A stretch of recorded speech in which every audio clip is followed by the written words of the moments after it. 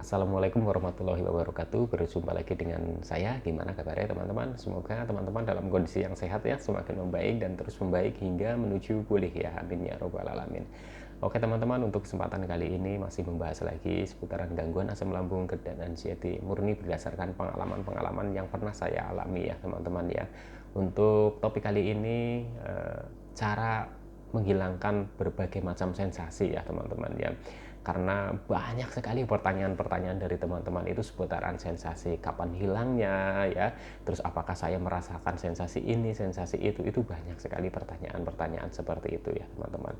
Sebenarnya apa yang ditanyakan teman-teman itu hampir semuanya itu saya merasakan ya.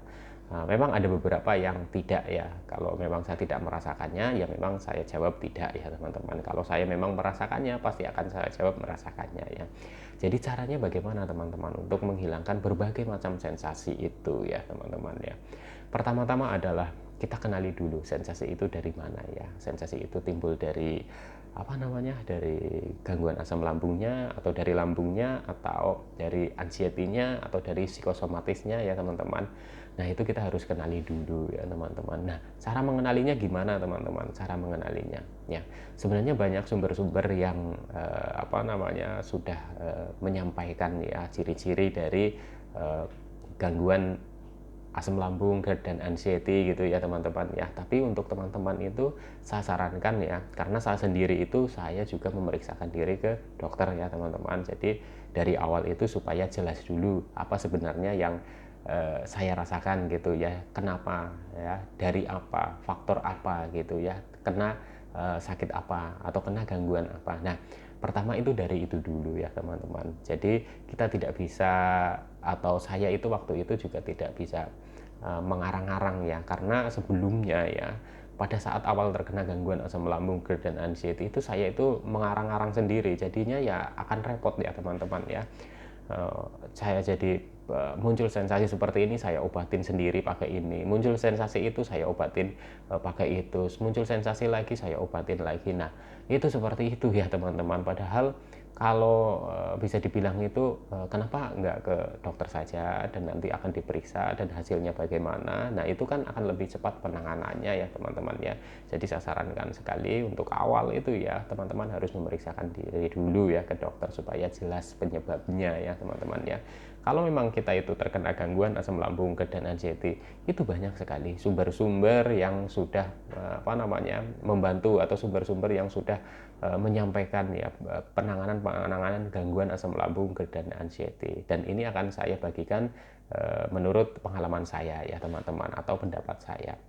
Bagaimana cara menghilangkan sensasi-sensasi itu ya? Tentunya sensasi dari asam lambung, GERD dan anxiety ya teman-teman ya. Karena ada juga sensasi-sensasi yang muncul mirip dengan gangguan dari asam lambung, GERD dan anxiety ya. Karena saya sudah memeriksakan diri dulu waktu ke dokter ya. Jadi saya itu sensasi yang muncul itu saya yakini dan itu dari gangguan asam lambung, GERD dan anxiety, bahkan psikosomatis ya teman-teman ya. Pertama adalah munculnya sensasi itu kita kenali dulu itu dari mana. Apakah dari lambung, apakah dari anxiety, ataukah dari psikosomatis ya teman-teman ya. Dan kebetulan waktu itu saya juga di lambungnya juga bermasalah ya teman-teman ya. Terus di anxiety-nya juga bermasalah ya, tinggi sekali ya. Psikosomatisnya juga ya teman-teman ya. Jadi gejala-gejala psikosomatisnya itu juga sangat kelihatan sekali ya.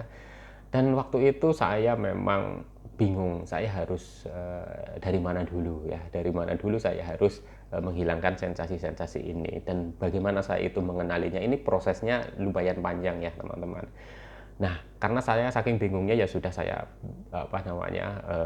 minta bantuan dari dokter ya, karena saya juga periksa ke dokter, dan dokter juga sangat membantu menurut saya teman-teman, sangat membantu. Jadi apa yang saya sampaikan waktu itu memang menurut saya itu awalnya itu saya juga tidak percaya ya teman-teman, awalnya juga tidak percaya gitu, bahwa apa yang saya rasakan itu kok katanya itu selalunya itu ini dari lambung mas, ini dari lambung, ini dari lambung, ini dari lambung. Nah itu seperti itu teman-teman ya.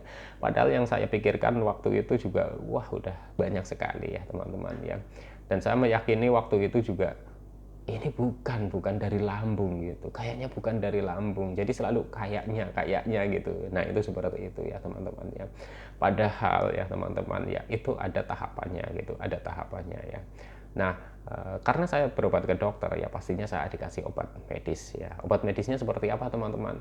Ya obatnya itu bermacam-macam lah, bermacam-macam. Kalau kita periksa ke dokter dan kita periksa ke spesialis dalam gitu ya, obatnya macam-macam tergantung kondisi kita ya teman-teman. Jadi tidak bisa disamakan. Jadi kalau ada teman-teman yang menanyakan obatnya apa ketika mengalami hal seperti ini, hal seperti itu, ya saya tidak bisa sebutkan karena bisa saja kondisi kita itu berbeda ya teman-teman ya.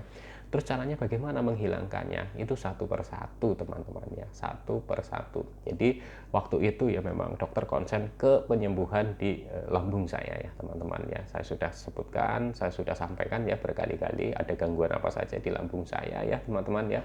Dan itu konsen ke situ, dan padahal ya teman-teman, menurut saya lambung saya itu baik-baik saja. Waktu itu saya itu merasakan seperti baik-baik saja ya teman-teman. Ya memang ada sering namanya begah, kembung, panas gitu ya, panas dalam. Saya pikir itu sesuatu hal yang biasa saja gitu waktu dulu gitu ya teman-teman ya. Dan justru yang saya sampaikan ke dokter itu adalah sensasi-sensasi yang pusing, takut gitu ya, terus keliengan, sempoyongan, badan gemetar, nggak kuat berdiri, terus ketakutan-ketakutan yang luar biasa gitu ya. Dan waktu itu dokter cukup tenang gitu menyampaikan ke saya, ini kamu harus telaten ya, harus telaten, ini apa namanya, ada gangguan di lambung gitu ya. Dan itu seperti itu, dan itu saya seperti nggak puas ya, seperti nggak puas. Tapi setelah saya jalani ya teman-teman, setelah saya itu merawat lambung saya ya, dengan awalnya juga berobat ke dokter ya, dan saya juga merawat dengan 3P ya. Ya percaya nggak percaya, itu memang benar saya buktikan ya teman-teman, bahwa ketika lambung kita sudah enak, lambung kita sudah membaik ya teman-teman ya, sensasi itu juga akan berkurang. Dan kecemasannya itu juga akan berkurang. Nah itu seperti itu ya teman-teman, itu yang saya rasakan seperti itu ya. Jadi memang ada beberapa pendapat yang berbeda ya teman-teman ya. Ada yang memang apa namanya, kita punya gangguan lambung itu karena faktor pikiran saja gitu ya, faktor banyak pikiran lah gitu, itu juga bisa menyebabkan gangguan lambung gitu ya. Nah ada juga yang karena gangguan lambung, karena sensasinya banyak, itu menyebabkan kita menjadi kepikiran ya, menjadi cemas, itu juga ada. Dan kalau menurut saya apa yang saya alami itu ya komplit gitu ya. Dari lambung juga ada gangguannya ya, dari cemas kita, dari pikiran saya banyak masalah juga, apa namanya, berpengaruh juga ya teman-teman, kena juga gitu ya. Dari pola hidup saya juga pasti juga efeknya juga dari situ juga ya teman-teman. Intinya saya itu merasakan semuanya lah ya teman-teman ya. Jadi metode yang saya ambil ya tetap karena saya punya gangguan apa namanya di lambung ya, diperbaiki lambungnya dulu ya. Dan semakin kesini itu semakin membaik ya teman-teman. Jadi kalau teman-teman itu merasakan sensasi-sensasi dari asam lambung ya, entah itu dari apa namanya tenggorokan yang mengganjal, terus mata yang buram gitu ya, keliengan, sempoyongan gitu ya, itu menurut saya itu juga gimana ya, ya agak susah sih saya ngomonginnya ya. Jadi memang faktornya itu banyak ya, bisa dari lambung, bisa dari anxiety gitu ya teman-teman ya, bisa dari psikosomatis, itu bisa saja itu ya teman-teman. Tapi langkah apa saja sih yang saya jalani? Yaitu pertama diobatin lambungnya dulu ya teman-teman. Saya itu diobatin lambungnya dulu, lambung sudah merasa enak ya teman-teman ya, sudah membaik lah gitu. Membaik itu, lambung enak itu banyak cirinya, banyak contoh-contohnya gitu ya. Tidak gini ya teman-teman, kalau menurut saya itu tidak apa namanya, tidak dari kita saja menyatakan bahwa lambung saya itu udah enak gitu ya. Memang itu perlu ini teman-teman ya, perlu pemeriksaan juga bahwa oh ya di lambung itu sudah apa namanya, bagus gitu ya, sudah bagus, sudah enakan gitu ya, ditandai dengan sensasinya itu mulai berkurang gitu ya teman-teman, bukan dari rasa kalau menurut saya gitu. Kalau rasa di lambung itu yang rasa sakit, rasa apa, itu sebenarnya dari dulu itu hampir ya tidak merasakan yang sakit banget itu alhamdulillah itu tidak ya, cuma ya memang ada gitu ya, kadang nyeri gitu ya, kadang panas gitu ya, kadang kembung, kadang begah. Nah itu seperti itu yang saya rasakan gitu ya. Dan lambung enakan itu juga tidak hanya ditandai dengan tidak sakit gitu, tidak teman-teman ya. Itu biasanya kalau lambung sudah berfungsi mulai normal gitu ya, ditandainya itu dengan berkurangnya sensasi teman-teman, berkurangnya sensasi. Jadi ketika lambung kita itu sudah merasakan enak gitu, enak dalam arti tidak sakit ya, bukan berarti kita harus wah ini lambung saya itu sudah sehat, saya harus penuhi nutrisi saya, makan saya harus karena berat badan saya itu sudah turun, saya harus makan yang banyak. Menurut saya itu enggak seperti itu ya teman-teman. Ya ini kalau misalkan berbeda pendapat ya, ini pendapat saya ya teman-teman. Menurut saya itu enggak seperti itu. Karena apa teman-teman ya? Karena lambung kita itu normal, lambung kita itu sehat lagi ya, bukan ditandai hanya dengan kita tidak merasakan sakit gitu ya. Nah, menurut saya itu perlu penyesuaian ya teman-teman. Karena apa teman-teman? Karena banyak sekali ya memang, dan saya juga mengalaminya. Saya merasakan itu lambung itu sudah tidak sakit ya. Pokoknya merasa lambung tidak enak. Ketika mencoba beberapa makanan, walaupun tidak berefek di perut, jadi kembung, jadi begah, atau jadi sakit, tidak berefek seperti itu, tapi kok sensasinya itu nambah gitu. Maksudnya muncul lagi. Nah, waktu itu saya amati, oh berarti memang walaupun perut saya sudah enak atau lambung saya itu udah enak, berarti belum tentu makanan yang saya makan itu tidak menimbulkan sensasi. Jadinya apa teman-teman? Jadinya saya sesuaikan atau saya itu penyesuaian gitu ya. Caranya dengan sedikit demi sedikit ya teman-teman, sedikit demi sedikit, tidak langsung gitu. Karena apa? Karena ya itu, ketika makan muncul sensasi atau tidaknya itu kan harus nunggu kadang 2 sampai 3 atau 4 hari gitu ya teman-teman ya. Jadi caranya bagaimana untuk kembali lagi, caranya bagaimana untuk menghilangkan sensasi-sensasi dari apa yang saya rasakan atau apa yang kita rasakan gitu ya. Saya pertama memang saya obati di lambung saya dulu ya teman-teman, lambung saya dulu saya rawat, bener-bener saya rawat teman-teman, saya rawat gitu ya, karena saking kepinginnya sembuh. Dan bolak-balik saya tanya ke dokter juga, ini dari lambung kamu, ini dari lambung kamu. Ya sudahlah, mau gimana lagi, saya harus kemana lagi sih ya teman-teman ya, harus nyari kemana lagi, karena kalau nanti loncat sana loncat sini kan malah jadi bingung. Memang dokter spesialis dalam juga menyarankan saya ya, karena saya kecemasannya itu tinggi sekali ya, sampai menyarankan kecemasannya itu cara menanganinya itu gimana ya. Saya itu disarankan untuk coba kendalikan dari diri kamu dulu masalah kecemasannya gitu. Jadi waktu itu kenapa saya kok nggak dirujuk ke dokter jiwa atau psikiater gitu ya? Ya karena dokter itu waktu itu menyarankannya itu seperti itu teman-teman. Coba kendalikan, berlatih saja, berlatih gitu. Berlatih dan pokoknya berlatih. Gimana sih? Kenapa kamu harus takut? Kenapa kamu ke keramaian takut? Dan itu seperti itu terus teman-teman ya. Ya mungkin dokter melihat saya itu belum ini ya teman-teman, untuk belum perlu dirujuk ke psikiater mungkin ya teman-teman, atau saya nggak tahu, atau mungkin dokternya menyampaikan ke saya supaya coba untuk menanganin sendiri gitu ya teman-teman. Dan alhamdulillah ya teman-teman, semakin membaiknya kondisi lambung, sensasi itu semakin berkurang ya.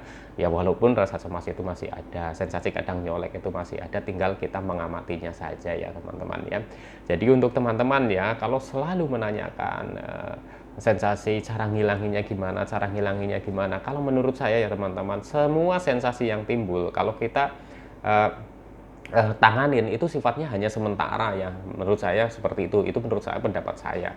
Jadi begini teman-teman, contoh misalkan tenggorokan mengganjal, oke, kita minum air hangat ya, itu pertolongan pertama. Menurut saya itu pertolongan pertama. Apa yang harus kita lakukan saat tenggorokan mengganjal, saat dadanya sesek atau perut kembung begah gitu, itu sifatnya adalah pertolongan pertama. Jadi ketika kembung atau begah gitu ya, kita beginiin dadanya, begini nanti sendawa itu udah enak ya. Tapi kita harus obati sumbernya. Dari mana itu? Dari gangguan lambung.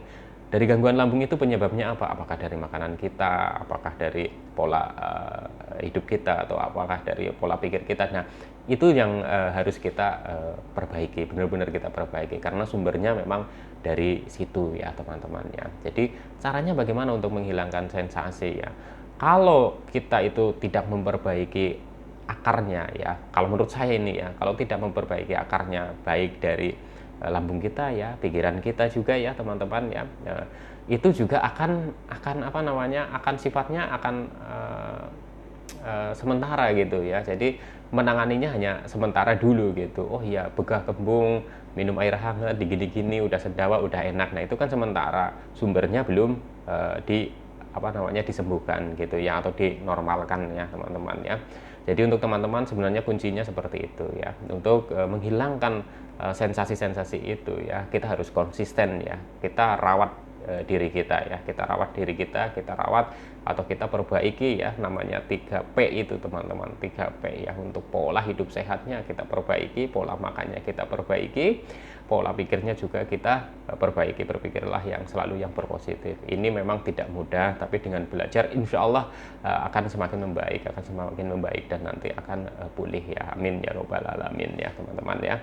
Jadinya untuk teman-teman yang sering kali menanyakan sensasi ya, cobalah untuk memulai ya, bagaimana kita itu mengobati sumbernya atau memperbaiki sumbernya ya teman-teman, dengan cara seperti apa ya, itu kan sudah saya sampaikan dari awal ya. Kalau ada yang belum periksa ya, periksa ke dokter dan didiagnosa seperti apa, jadi kita itu tahu. Selama sumbernya atau akarnya itu belum diperbaiki ya, kemungkinan sensasi-sensasi itu akan muncul lagi ya. Nah, kalau misalkan kita sudah merasa enakan, kita sudah membaik pun, menurut saya itu juga perlu penyesuaian ya teman-teman. Supaya apa? Supaya ya semakin membaik aja gitu ya, semakin membaik. Dan pokoknya intinya supaya kita itu lebih kuat lagi ya teman-teman. Karena gangguan asam lambung, GERD, ya, anxiety itu kan bisa kambuh ya. Jadinya ketika sudah merasa enak ya enggak, menurut saya itu jangan terlalu langsung, wah ini sudah enak, pokoknya hajar semuanya gitu ya. Menurut saya itu enggak ya teman-teman ya, harus penyesuaian ya. Nanti kalau kumat lagi kan repot lagi. Jadi ya sedemikian rupa lah, sebisa mungkin ya kita itu jaga, kita itu rawat ya sumbernya, supaya kita itu bisa berkurang sensasi-sensasinya, berkurang dan terus berkurang, lama-lama itu hilang ya, dan membaik dan terus membaik hingga menuju pulih ya, amin ya robbal alamin. Oke teman-teman, semoga video saya bermanfaat ya. Untuk sekarang sekian dulu ya. Kalau teman-teman masih merasakan banyak sensasi ya, saya sarankan teman-teman ya, teman-teman tetap berusaha, tetap semangat, tetap berikhtiar, konsisten dengan 3P ya. Oke, salam sehat jasmani dan rohani. Wassalamualaikum warahmatullahi wabarakatuh. Amin.